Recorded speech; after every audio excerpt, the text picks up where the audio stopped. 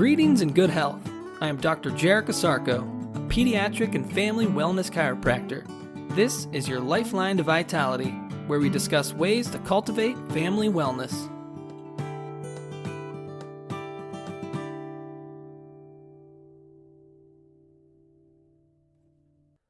Good day and great health. Welcome back to another edition of your Lifeline to Vitality. Today on the podcast, when I get adjusted, what is that noise? The noise sometimes heard during an adjustment is called a joint cavitation. A cavitation is a normally occurring event that can take place during an adjustment.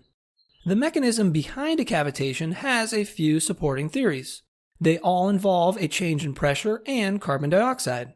The adjustment creates a rapid change of pressure inside the joint capsule. This creates bubbles of carbon dioxide.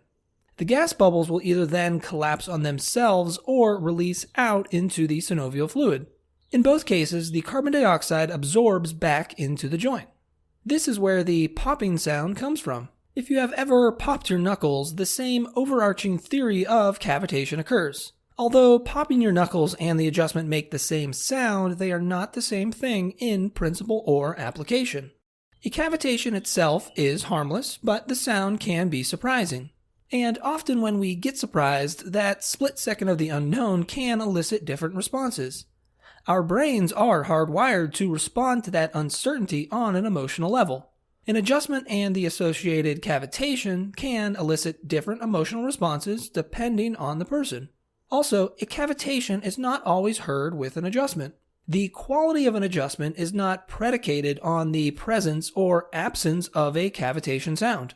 The goal of the adjustment is to reduce nerve system disruption, not to make noise.